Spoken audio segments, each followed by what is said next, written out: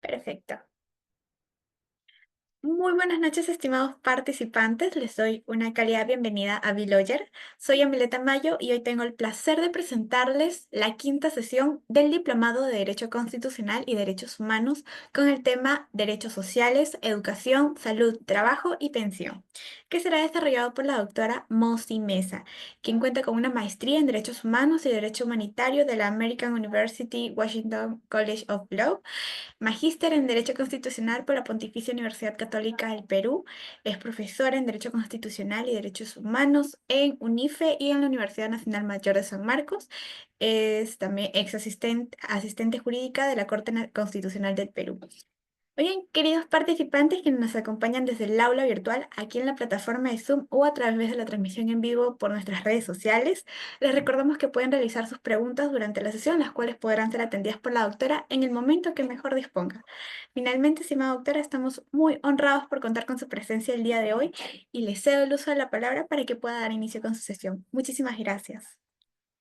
Muchas gracias a ustedes, a Bill Lawyer, por la invitación reiterada ya a los eventos que llevan a cabo. En esta oportunidad estamos en el Diplomado en Derecho Constitucional y Derechos Humanos, si no me equivoco.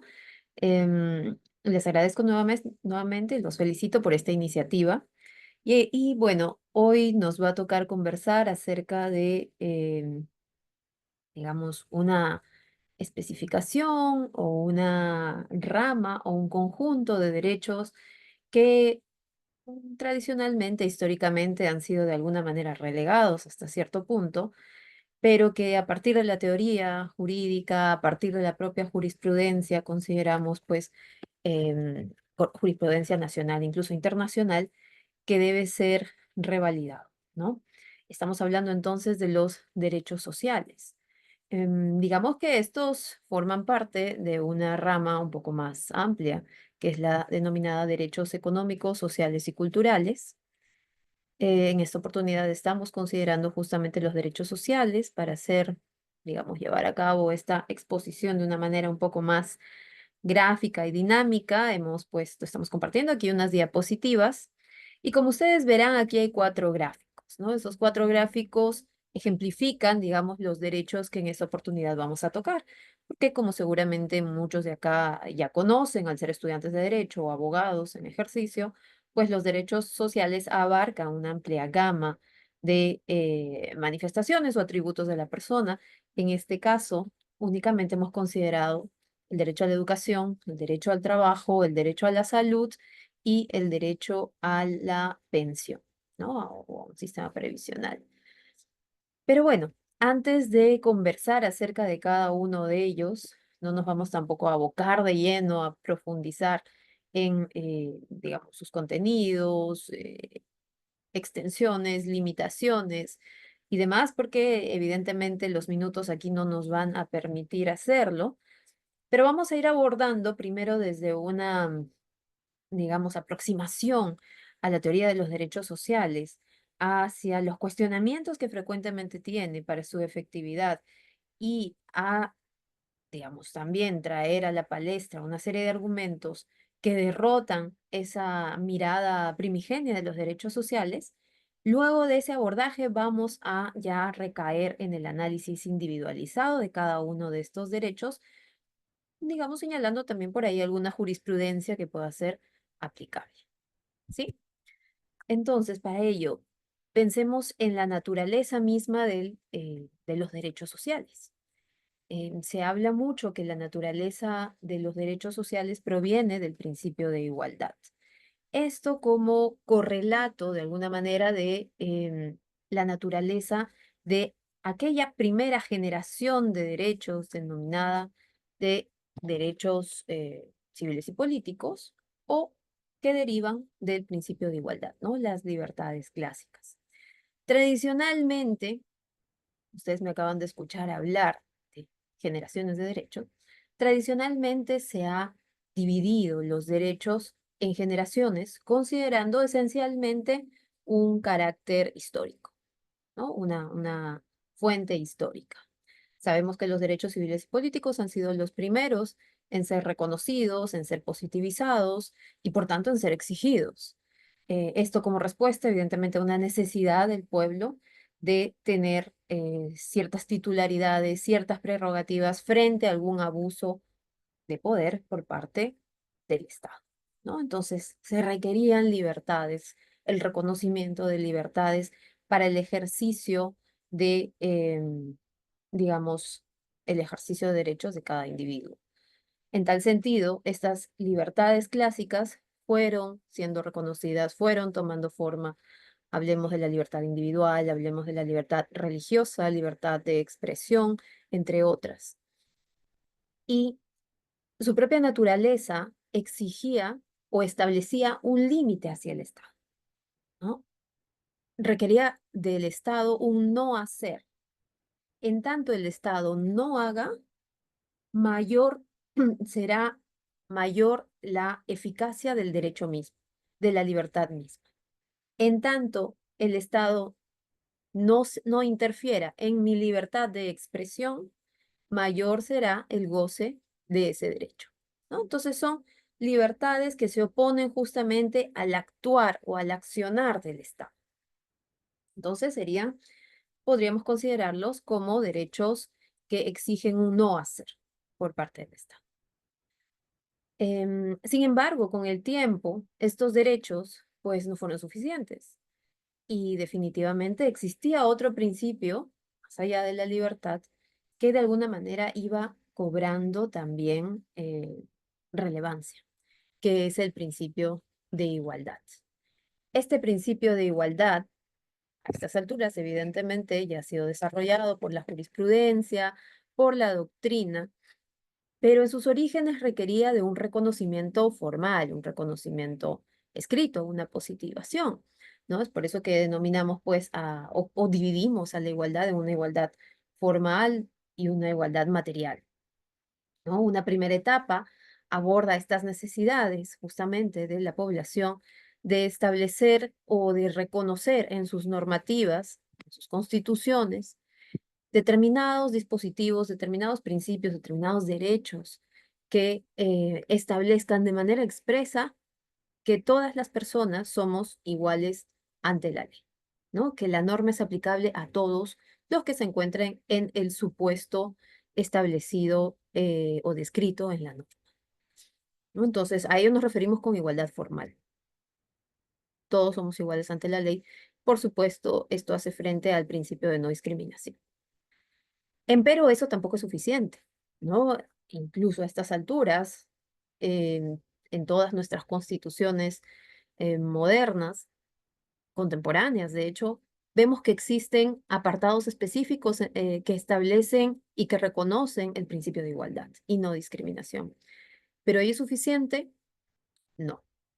Y claramente allí es que empezamos a ver esta vertiente material o sustancial del principio de igualdad, que nos lleva a el desarrollo de mecanismos que de alguna manera coadyuven a superar ciertas dificultades, ciertas desigualdades que esencialmente se concentran en determinadas poblaciones con desventajas, ¿no? Entonces, ciertos sectores históricamente em, traen consigo desventajas de toda naturaleza, lo que los inhibe de desarrollar una vida digna en las mismas proporciones que aquel otro sector que no tiene frente a sí esos obstáculos.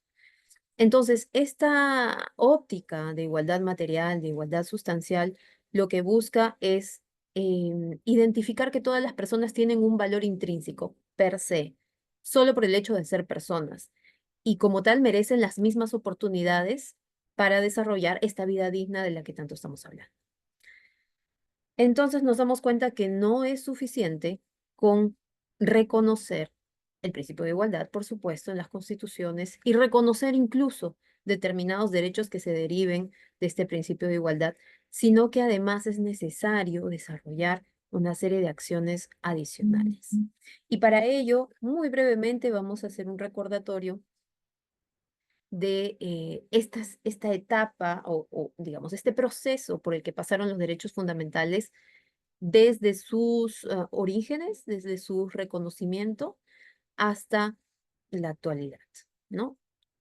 Más allá del tema de los derechos específicos, que como hemos comentado, hablamos originalmente de derechos civiles y políticos o libertades clásicas, y luego pasamos a derechos económicos, sociales y culturales, ¿no? Derivados del principio de igualdad. Históricamente, este segundo grupo fue reconocido después, y por ello es que se le ha denominado derechos de segunda generación, por el momento en el que fueron reconocidos, más no por la importancia, el valor o el peso que traigan consigo. Vamos a abordar esto con un poquito más de detalle en adelante. Pero me refiero a otro, digamos, otra clasificación en este proceso de reconocimiento de derechos. Hablamos de cuatro etapas esencialmente. Una primera etapa que es la positivización o positivación, también lo van a encontrar así, de derechos, que son estas exigencias naturales de la población para que pueda reconocerse de manera expresa cada uno de estos derechos, sea civiles y políticos o incluso sea económicos, sociales y culturales, en los documentos normativos del Estado, básicamente en las constituciones. Entonces, teníamos derechos reconocidos, evidentemente no toda la población, pero existían ya, digamos, en las normas fundamentales de los estados, apartados que reconocían en mayor o menor medida derechos. Podemos ver en el caso nuestro, nuestras constituciones del siglo XIX, las primigenias incorporan poco a poco ciertos apartados de reconocimiento de derechos. En el caso de Estados Unidos, por ejemplo, tenemos las enmiendas, ¿no? Las primeras 10 enmiendas relativas a los derechos fundamentales, al reconocimiento de derechos fundamentales, porque originalmente la Constitución está concebida como una Constitución orgánica, ¿no? Básicamente institucional, que establece los parámetros o las estructuras propias del Estado, más no hace un reconocimiento expreso de derechos hasta que vino el Bill of Rights o las primeras enmiendas que incorporan ya los derechos de la Constitución. Bueno, es un avance extraordinario en la lucha de, eh, digamos, de ciertos sectores de la población definitivamente desventajadas frente a la autoridad, frente al poder que requería este reconocimiento. Luego viene una segunda etapa que habla de la generalización de los derechos, ¿no? Entonces, no bastaba con que existan derechos reconocidos, porque remontémonos a los albores del siglo XIX en nuestro país. Incluso si leemos nuestras constituciones primigenias, vamos a ver que se hace referencia a quienes eran titulares de los derechos. Evidentemente hombres, ¿no? No mujeres. E incluso en esa sectorización había una subsectorización, porque hablábamos de hombres considerados ciudadanos. No todos eran considerados ciudadanos. Y no todos eran considerados peruanos, que era requisito para ser considerados ciudadanos. Entonces, existían ciertas exigencias, muchas de ellas vinculadas a temas monetarios o financieros, que podían premunir a una persona de las cualidades necesarias para ser considerado ciudadano y por tanto titular de derechos. Entonces, teníamos una constitución, reconocía derechos. Y a pesar que decía, todos tienen derecho, realmente no todos lo tenían. Entonces, esta segunda etapa de generalización lo que hace es extender la titularidad de los derechos para todas las personas. Se hace en distintos momentos, a través de distintas, digamos, normas constitucionales, y no solamente pensemos en la extensión hacia las mujeres, sino extensión hacia toda la población, independientemente de su condición económica. Luego trascendemos un poco las fronteras, ¿no? Y nos damos cuenta que existen escenarios comunes entre los estados, mínimos que deben ser respetados por toda la humanidad. Es así que entramos a una etapa de internacionalización de los derechos. Y es en esta etapa que podemos ver que se empiezan a establecer los primeros tratados en materia de derechos humanos, ¿no? Un reconocimiento pues universal de la esencia misma de los derechos y por tanto de las exigencias hacia el Estado para su respeto y fomento. Y por último, nos encontramos en una etapa de especificación de derechos. Y esto va íntimamente ligado al principio de igualdad material del que estábamos conversando. Porque ya no basta que tengamos derechos positivizados, derechos generalizados, derechos internacionalizados, sino que nos damos cuenta que a pesar de todo este avance, existen aún sectores históricamente relegados, desventajados, que enfrentan obstáculos, digamos, superiores a los que la generalidad de la población supera para poder llegar a desarrollar una vida digna. Usualmente vinculados a las minorías, y cuando hablamos de minorías no nos referimos desde una perspectiva cuantitativa, sino más bien cualitativa, ¿no? Pensemos solo en mujeres, ancianos, niños, eh, pueblos indígenas, personas con discapacidad, población LGTB, etcétera, ¿no? Entonces, una serie de minorías que, dadas sus propias circunstancias y por un tema esencialmente histórico, cultural, geográfico, pues se encuentran en esta posición de desventaja y que requieren de un paso adicional por parte del Estado. Requieren de medidas efectivas y específicas para que puedan de alguna manera, superar ese obstáculo que tienen y ejercer a plenitud sus derechos. Entonces, ahí empezamos a ver con mayor detalle el desarrollo, pues, de estos derechos específicos de minorías, el establecimiento de acciones afirmativas y demás, ¿no? Entonces, cerramos un poquito este paréntesis que creo que es sumamente importante porque está ligado a este principio de igualdad material del que estábamos hablando y que nos ubica en el escenario actual, ¿no? Y que de alguna manera nos va a responder también a muchas de las interrogantes que seguramente surgen a propósito del estudio ya específico de cada uno de estos derechos. Entonces, el principio de igualdad lo que busca esencialmente es ello, ¿no? Buscar superar estas desigualdades, estas diferencias, y no solamente desde una mirada eminentemente formal, que se busque la aplicación de la norma a todas las personas que se encuentran en el supuesto descrito en ella, sino también el ejercicio, la eficacia misma de los derechos a pesar de los obstáculos y diferencias de las personas. Es en tal sentido que podemos ver, ya cuando hablemos propiamente de los derechos sociales, que la figura va cambiando. Hablábamos hace un momento que en el caso de los derechos civiles y políticos, las libertades clásicas, era necesario un no hacer por parte del Estado para ejercer con mayor plenitud estos derechos o estas libertades. Sin embargo, cuando hablamos de derechos sociales, la figura cambia. La figura cambia porque en este caso no va a ser suficiente un no hacer por parte del Estado, una actuación pasiva, ¿no? Una actuación o una omisión en todo caso, sino todo lo contrario. Se requiere un hacer por parte del Estado, un, el ejercicio, la adopción de una serie de medidas legislativas, medidas políticas o administrativas, y por supuesto también medidas jurisdiccionales, y ahí nos vamos a ir un poquito más adelante, para poder lograr la eficacia plena de estos derechos. En tal sentido, es que se le ha otorgado un carácter prestacional a los derechos sociales, porque sí requieren un hacer por parte del Estado. ¿Cómo yo ejerzo, cómo yo efectivizo mi derecho a la libertad de conciencia o mi libertad religiosa? De alguna manera basta con que el Estado no me imponga de pronto determinada religión o no me imponga determinada forma de pensar, ¿no? Entonces, en esa línea ejerzo a plenitud mis derechos en términos sumamente sencillos, ¿no? Pero ¿cómo ejerzo yo mi derecho a la salud? Requiero del Estado un hacer. Y un hacer pasa por la implementación de una serie de medidas, como señalamos hace un momento, que impliquen tanto, por ejemplo, una prestación de servicios de salud gratuitos para el acceso de toda la población, o también incluso para aquellos que tengan la posibilidad de cubrir servicios privados, el diseño de una serie de medidas legislativas y políticas que favorezcan este tipo de prestaciones o este tipo de ofertas sanitarias con las supervisiones adecuadas, ¿no? Entonces requiere de todo un desarrollo por parte del Estado para su efectivización.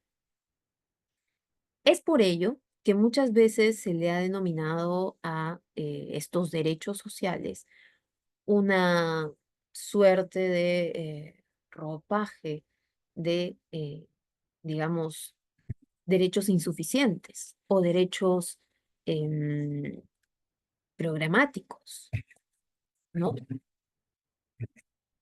De alguna manera, cierto sector de la doctrina, incluso también cierto sector de la judicatura, a nivel no solo local o nacional, sino también a nivel internacional, a nivel de cortes regionales, considera que, por ejemplo, los derechos civiles y políticos tienen eficacia absoluta y eficacia erga omnes, mientras que los derechos económicos, sociales y culturales son derechos relativos y en todo caso son oponibles frente a un obligado concreto, ¿no? Frente a un caso muy particular.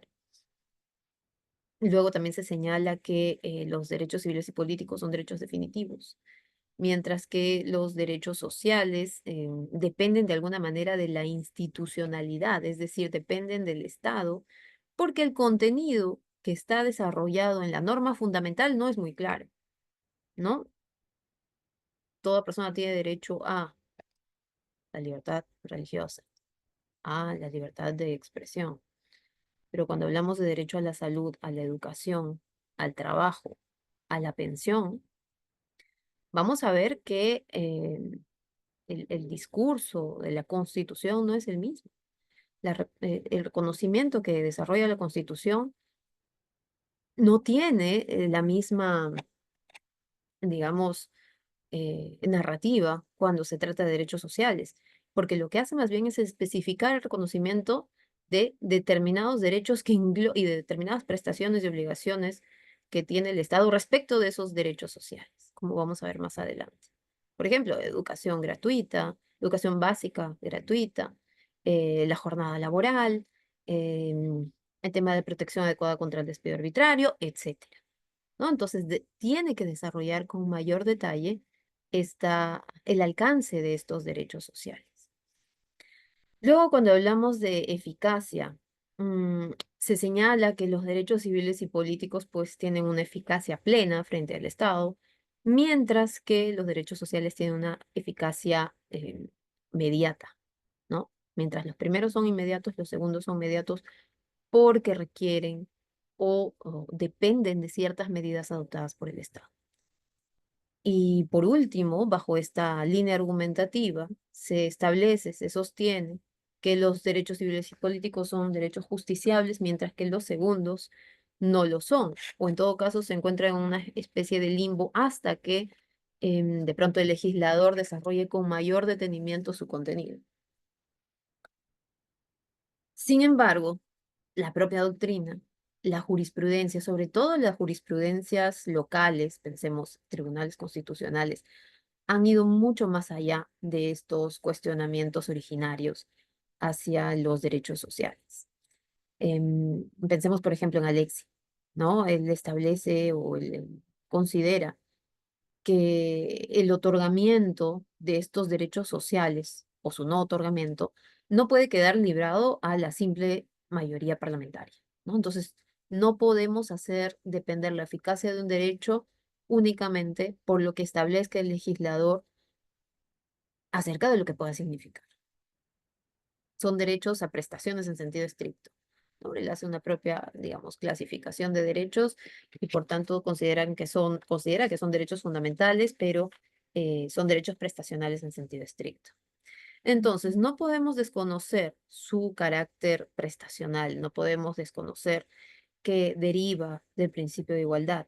Por supuesto, tiene un carácter progresivo porque lo que se ha ido avanzando, sobre todo jurisprudencialmente en materia de reconocimiento y tutela de derechos sociales, no puede retroceder, ¿no? Porque esto, digamos, contraviene eh, intrínsecamente el derecho mismo y la dignidad misma.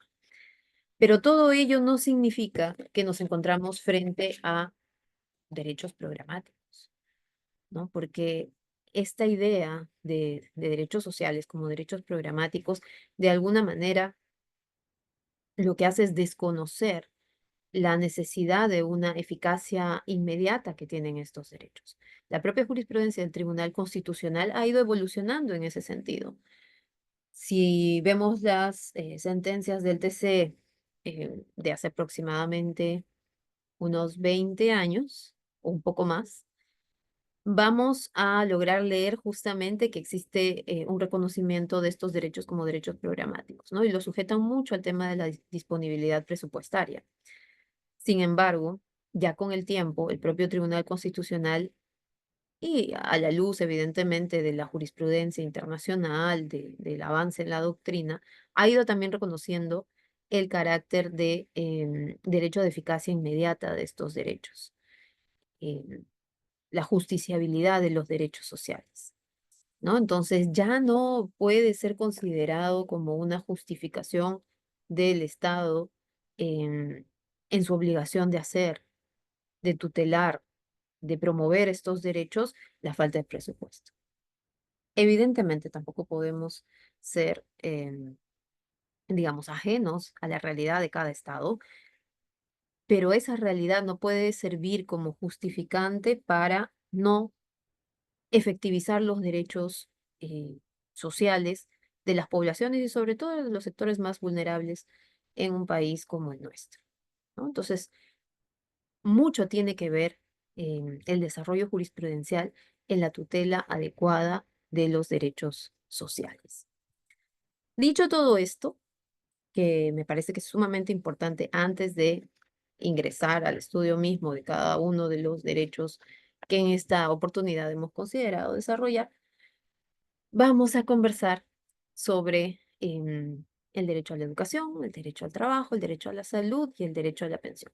Por supuesto que aquí tenemos otros derechos también que no han sido considerados por temas esencialmente pues de tiempo y de coordinación con Bill Lawyer, con quienes consideramos que eran estos derechos los, digamos, que nos permitían abordar con mayor detenimiento el contenido justamente a raíz del desarrollo jurisprudencial. Pero también tenemos, por ejemplo, el derecho a la vivienda, el derecho a la alimentación. am, por allí se considera el derecho al agua potable también dentro de estos derechos. Por allí se habla también de una tercera generación.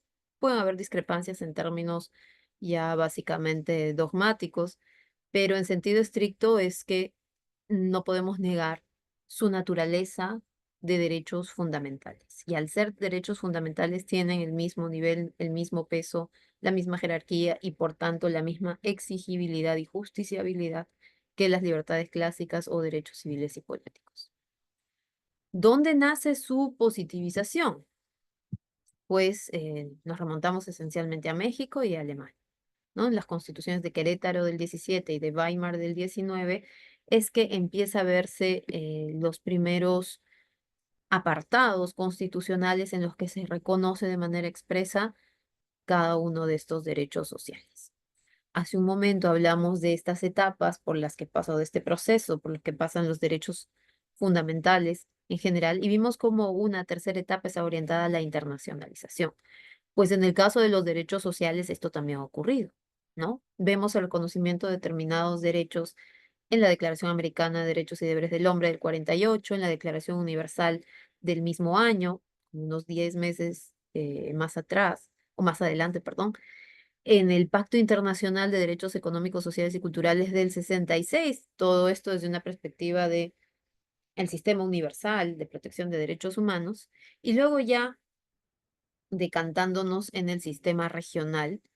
Por supuesto, tenemos la Declaración Americana, que es lo primero que mencionamos, pero como una norma vinculante, la Convención Americana sobre Derechos Humanos, también denominada Pacto de San José del 69, que en su artículo 26 hace un reconocimiento expreso de los derechos sociales. Es el único artículo que hace referencia a estos derechos. Es por ello que también el sistema interamericano de alguna manera ha sido mucho más renuente y lento en el reconocimiento jurisprudencial de estos derechos si lo comparamos con los desarrollos de tribunales constitucionales, léase el peruano, la Corte Constitucional Colombiana y otros de la región que han ido dando pasos mucho más acelerados que la propia Corte Interamericana de Derechos Humanos en el reconocimiento de estos derechos sociales.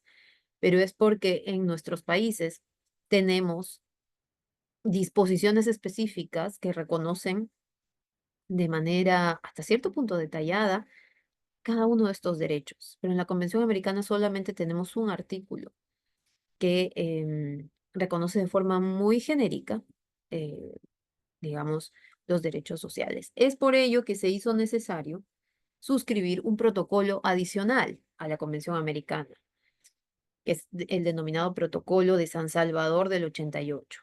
En este protocolo sobre derechos económicos, sociales y culturales es que vemos, digamos, incorporados estos contenidos con mayor detenimiento. Pasemos a la educación. Am, el Tribunal Constitucional en su jurisprudencia, por supuesto también la dogmática nacional, ha ido a propósito de las disposiciones constitucionales que se establecen sobre el particular, ha ido desarrollando cuáles son sus alcances, sus fines, sus límites, su contenido, etcétera. ¿Cuáles son los fines constitucionales de la educación? Promover el desarrollo integral de la persona, promover la preparación de la persona para la vida y el trabajo y el desarrollo de la acción solidaria. Como vemos, este derecho, al igual que los demás derechos, están íntimamente ligados al principio de dignidad humana, ¿no? Y para aquellos que hemos leído desde el primer artículo de la Constitución, no nos olvidaremos que precisamente la defensa de la persona humana y la de su dignidad son el fin supremo de la sociedad y el Estado, ¿no? Entonces, de allí derivan los demás derechos. Bueno, ¿cuáles son? Creo que dejé de compartir la pantalla. ¿Me informan, por favor? Me parece que he dejado de compartir. O sigo. Bueno, espero que sigan viendo mi pantalla. Sí, sí, doctora, se logra ver su pantalla. Ah, ya, excelente, porque me pareció un mensaje un poco extraño. Pero bueno, ¿cuáles son las manifestaciones de este derecho? El acceso a la educación, la permanencia y respeto a la dignidad del escolar y la calidad en la educación. Entonces, el Tribunal Constitucional ha desarrollado a lo largo de su jurisprudencia que existen contenidos esenciales y hay toda una teoría del contenido esencial de los derechos fundamentales, ¿no? Es decir, aquel núcleo duro, aquel núcleo fundamental que no puede ser intervenido ni modificado por el legislador, ¿no? Si bien el legislador tiene la potestad de desarrollar los alcances de los derechos, es un mandato que le otorga la Constitución. Bajo ese mandato, bajo esa premisa, no puede desnaturalizar el derecho mismo. Entonces, ¿cómo podemos establecer específicamente cuáles son esos núcleos indispensables? Eso lo ha ido desarrollando la jurisprudencia del Tribunal Constitucional. En el caso del derecho a la educación, se habla entonces de acceso, de permanencia y respeto a la dignidad escolar y de la calidad en la educación, ¿no? Entonces, estos tres elementos son mandatos hacia el legislador. Ahora bien, existe otra figura que muchas veces se confunde, que es la del contenido constitucionalmente protegido del derecho. Esta mirada es ya mucho más procesal, ¿no? La primera mirada es de carácter dogmático, cuál es el núcleo duro del derecho, frente al cual no pueden atentar los legisladores, y la segunda es una mirada más bien jurisdiccional. ¿Qué manifestaciones de este derecho pueden ser tuteladas a través de un proceso constitucional? Y esta diferenciación que les estoy señalando, tanto en cuanto al contenido como perdón, el contenido esencial, el núcleo duro, como el contenido constitucionalmente protegido, son diferencias que se aplican y que se ha desarrollado sobre todo para el derecho a la pensión, pero aplica para pensión, para educación, salud, etc. Entonces, ¿qué supuestos podemos nosotros judicializar en caso de afectaciones al derecho a la educación? El acceso a una educación adecuada, los supuestos en los que se ponga en peligro la libertad de enseñanza, la libre elección del centro docente, el respeto a la libertad de conciencia de los estudiantes, el respeto a la identidad de los educandos, el buen trato psicológico y físico, la libertad de cátedra y la libre creación de centros docentes.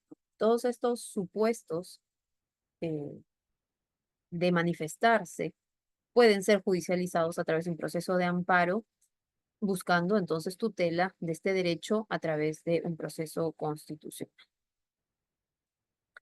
Ahora bien, el Tribunal Constitucional a raíz también del desarrollo que se ha realizado en la dogmática y la jurisprudencia, en este caso particularmente del Sistema Universal de Derechos Humanos, ha diferenciado ciertos elementos que deben estar presentes en el proceso educativo, ¿no? Y estos se aplican también para el derecho a la salud.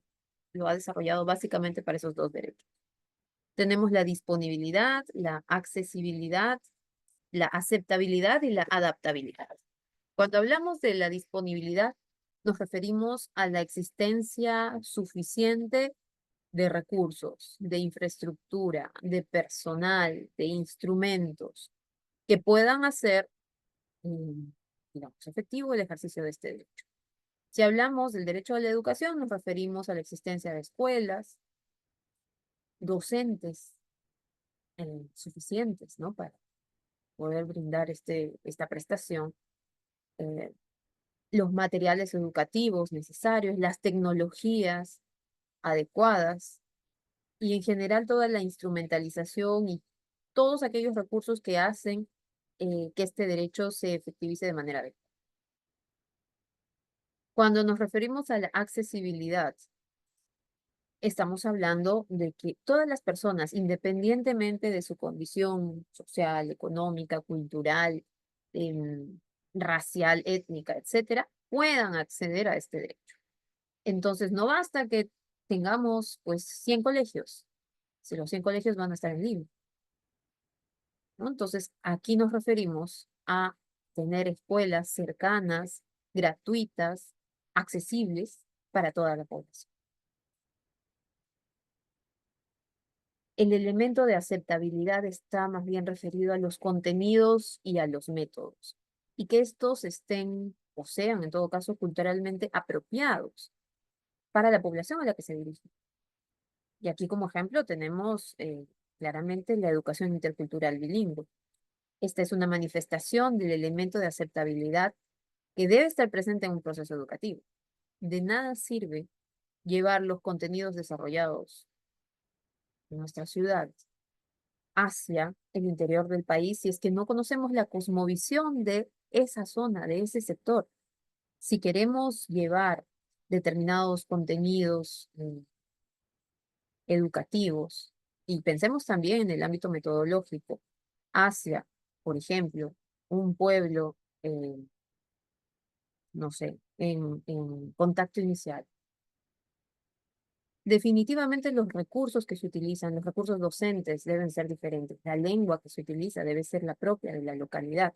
Pero no basta con llevar el mismo contenido citadino hacia esos sectores utilizando la lengua originaria, sino que es necesario utilizar el entorno que permita que el estudiante pueda realmente comprender y digamos, interiorizar ese contenido que se quiere llevar, ¿no? Es adaptar de alguna manera eh, las pautas, las realidades, las vivencias de cierto sector a esos contenidos para que el proceso de enseñanza-aprendizaje sea pues efectivo. Y por último, la adaptabilidad responde también a las necesidades cambiantes, ¿no? El proceso educativo debe estar, ah, digamos, debe ir de la mano con este cambio de la realidad. Un ejemplo concreto es como a raíz del COVID, la emergencia sanitaria generó la necesidad de llevarnos a la enseñanza virtual. De alguna manera lo que lo que estamos desarrollando en este momento creo que es un poco los rezagos de esa metodología que se fue ampliando, masificando durante el COVID, ¿no? Entonces, este proceso de adaptabilidad eh, se pone de manifiesto en circunstancias como esa. Y estos elementos deben ser consistentes no solamente, porque no solamente estamos hablando de la judicialización del derecho, sino de la efectivización del derecho, es decir, a propósito de las medidas legislativas y políticas o administrativas que se puedan tomar eh, frente a este derecho mismo. Cuando hablamos del derecho al trabajo, nuestra Constitución ha sido sumamente podríamos decirlo, detallista en cuanto a su reconocimiento. Y no hablamos solamente del derecho al trabajo propiamente, sino a sus diferentes contornos, ¿no? Cuando hablamos de trabajo nos referimos, por ejemplo, al acceso al trabajo.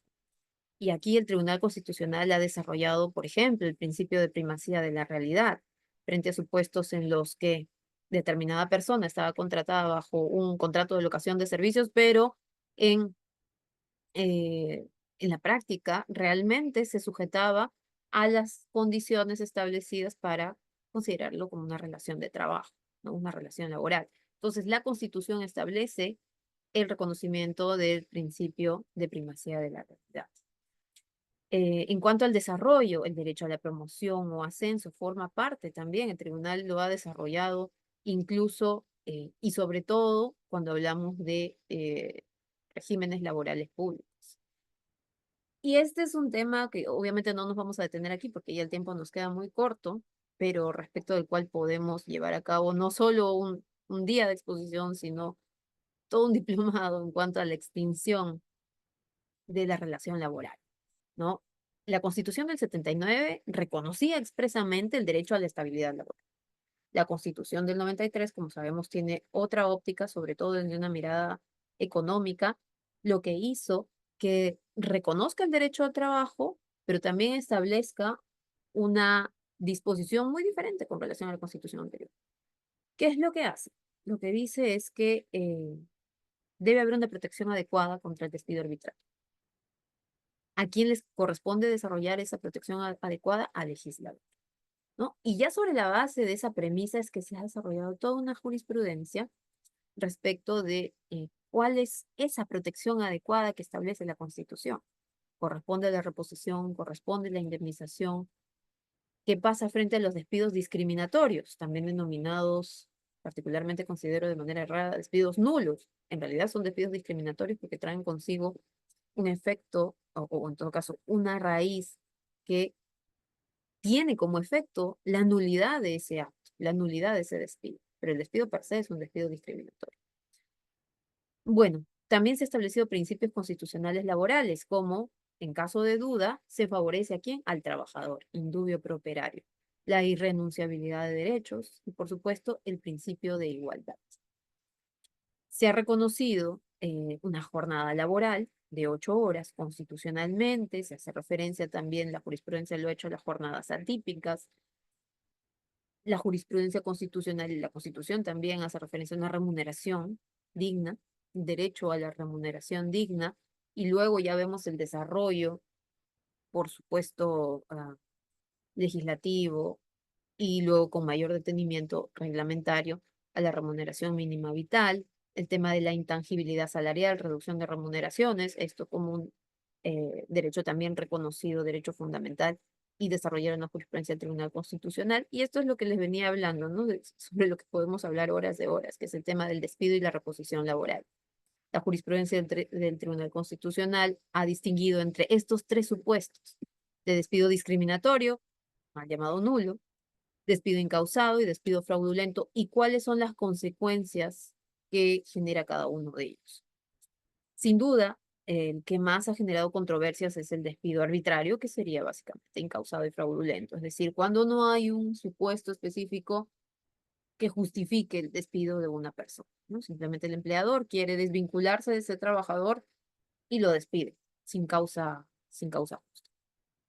¿Qué es lo que ahí corresponde? El legislador originalmente estableció la indemnización. Luego una serie de sentencias de jurisprudencia del Tribunal Constitucional que desarrollan, eh, digamos, la reposición, ¿no? La reposición en determinados supuestos. Em, Conforme ha ido avanzando el Tribunal Constitucional, también se ha visto ciertos avances, retrocesos, ciertas miradas diferenciadas, ciertos votos particulares, votos singulares, que establecen que solamente correspondería, por ejemplo, la reposición en los casos de despido discriminatorio, porque no solamente estamos hablando de la vulneración del derecho al trabajo, sino también el derecho a la igualdad y no discriminación, porque sabemos que en estos supuestos de despido discriminatorio mal llamado nulo, el presupuesto o el digamos, la condición que ha generado este despido ha sido el embarazo de una mujer, una trabajadora, la afiliación a un sindicato, o en todo caso el liderazgo de un sindicato, estados de em, personas con discapacidad, ¿no? Entonces son supuestos que ya tienen per se un reproche, ¿no? Traen consigo un reproche y deben traer consigo un reproche por parte del Estado, porque son supuestos eh, que generan, es decir, hacen una diferenciación en las personas, no por actos concretos, sino por la esencia misma de la persona, ¿no? Y ello ha generado esta discriminación, este despido. Y es por eso que no solamente se vulnera el derecho al trabajo, el derecho a la igualdad y no discriminación, sino dependiendo de cada caso en particular. Por ejemplo, una mujer que se embaraza, el derecho a la protección especial que tiene la madre trabajadora, establecido en la Constitución, el derecho a la familia, el derecho a la protección del menor, ¿no? Entonces, es una serie de derechos que se ven vulnerados cuando nos encontramos frente a un despido discriminatorio y, por tanto, la reposición es la única alternativa viable. Todo esto con relación al derecho individual del trabajo, pero la Constitución también ha sido, digamos, generosa hasta cierto punto en el reconocimiento de derechos colectivos de trabajo, ¿no? Se habla tanto del derecho de sindicación, el aspecto individual y colectivo, el derecho de negociación colectiva y el derecho de huelga. Y el Tribunal Constitucional ha desarrollado cada uno de estos derechos también de manera específica, ¿no? Los alcances, los límites, contenidos, cuáles forman parte de una protección o qué manifestaciones forman parte de una protección constitucionalmente, digamos, clara y evidente y cuáles de pronto pueden canalizarse a través de la vía laboral, ¿no? Un proceso laboral. En cuanto al derecho a la salud, sabemos que esta es una manifestación, al igual que el derecho a la pensión, del derecho a la seguridad social y exige, o en todo caso implica un estado completo de bienestar físico, mental y social, ¿no? Entonces el Estado debe procurar la satisfacción de todas estas manifestaciones de bienestar. Hay una doble dimensión de, digamos, este derecho. No recibir por parte del Estado un tratamiento que atente contra la salud, es decir, no va a un hospital y de pronto le amputan la pierna cuando tenían que operarlo de la vesícula. Y de otro lado, esto implica un deber de respeto, por supuesto, y del otro lado, exigir del Estado las actuaciones necesarias para el goce de servicios de salud de calidad, brindar prestaciones de salud adecuadas. Lo que mencionamos hace un momento, ¿no? El tema de la disponibilidad, accesibilidad, aceptabilidad y adaptabilidad, ¿no? Se exige un tratamiento adicional, no solamente un respeto, un deber de respeto por parte del Estado, sino de tutela integral de este derecho. Entonces el Estado debe respetar, debe proteger y debe cumplir.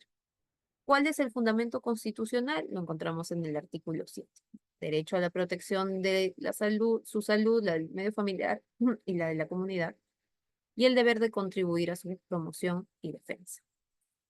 Hay una política nacional de salud que el Poder Ejecutivo norma y supervisa y es responsable de diseñarla y conducirla en forma plural y descentralizada.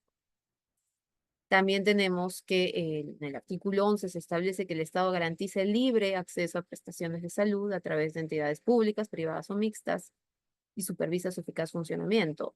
Cuando hablamos en la primera parte de esta exposición acerca de los derechos sociales, hacíamos referencia al principio de igualdad, ¿no? Y cómo el Estado debe procurar que aquellas personas que de pronto no tienen los medios suficientes para poder acceder a un servicio privado puedan hacerlo a través de prestaciones públicas gratuitas.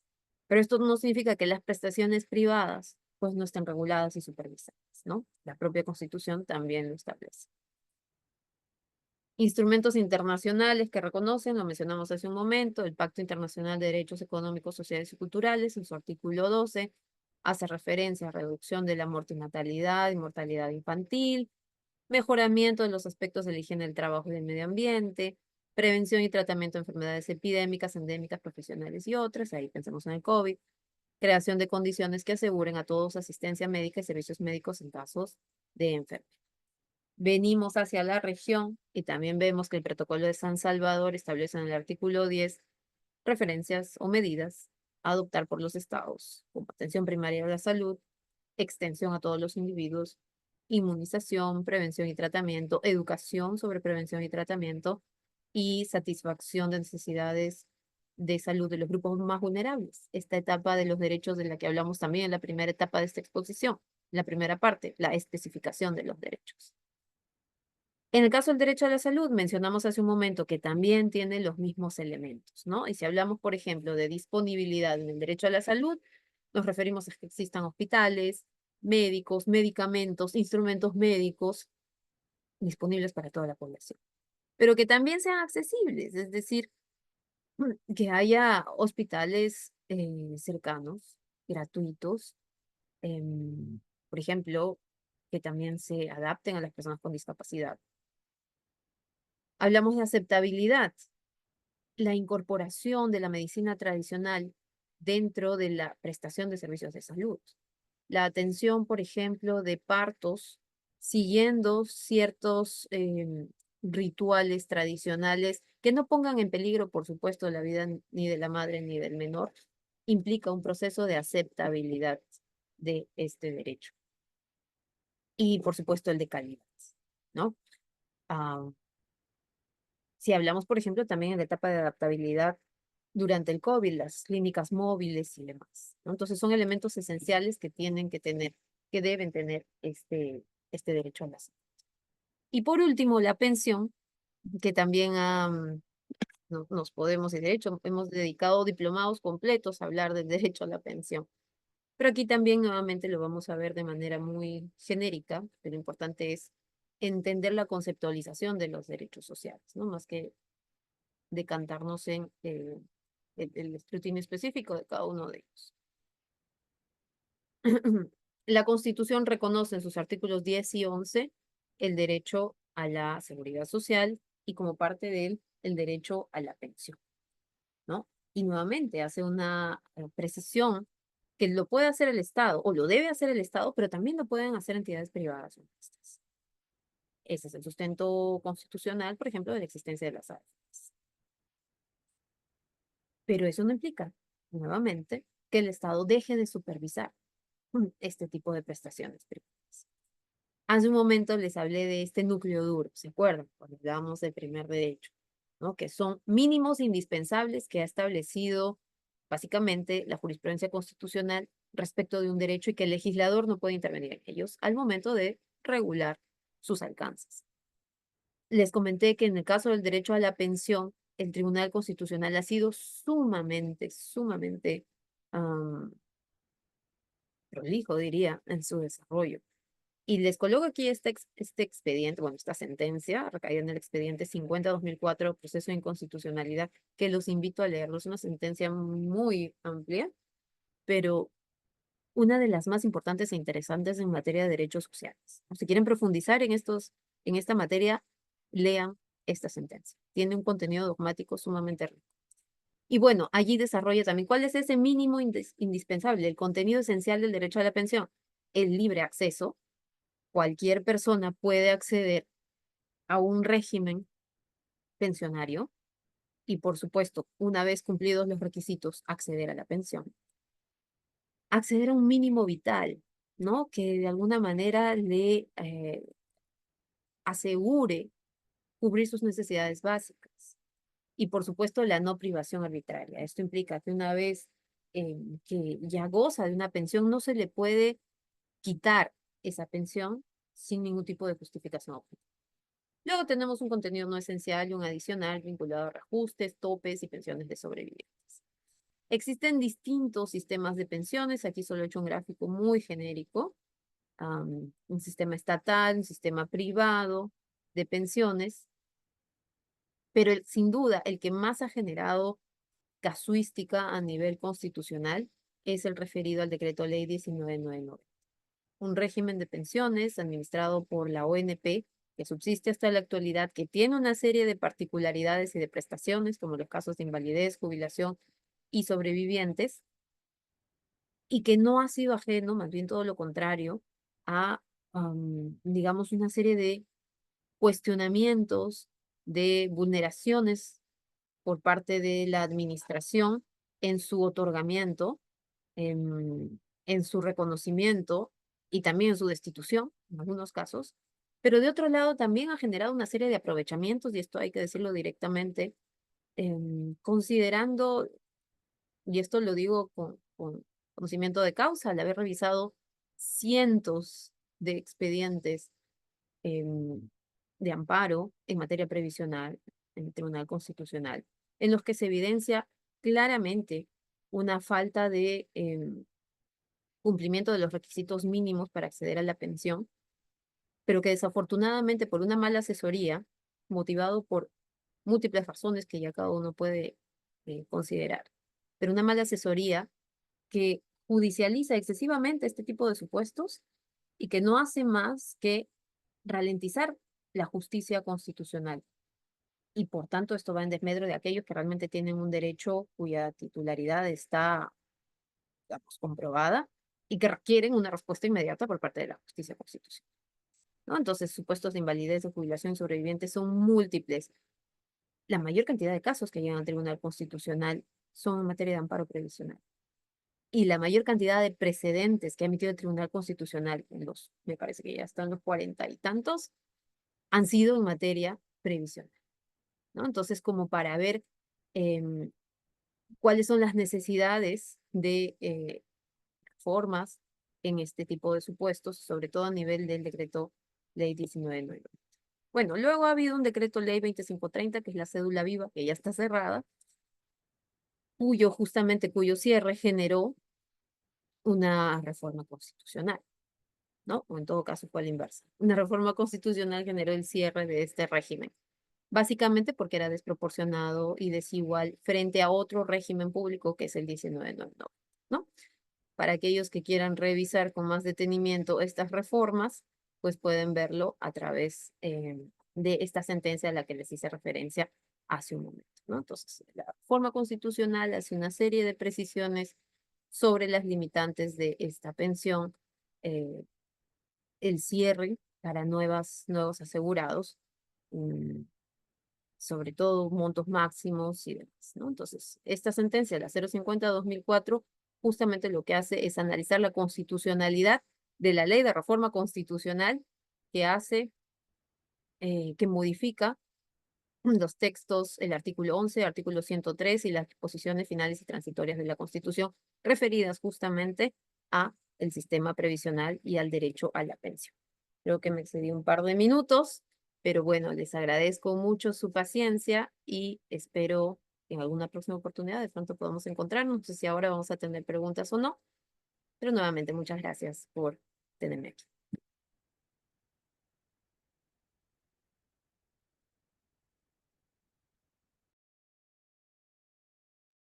Sí, muchísimas gracias, estimada doctora. Bien, estimados participantes, si tienen alguna duda, alguna pregunta, pueden alzar su manito para poder cederle el uso de la palabra o en todo caso pueden dejar sus preguntas en la bandeja de chat.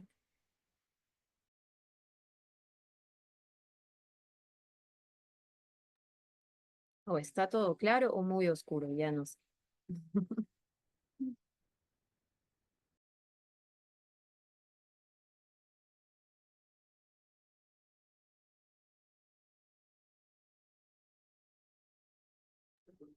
Bien, estimada doctora, creo que no hay consultas.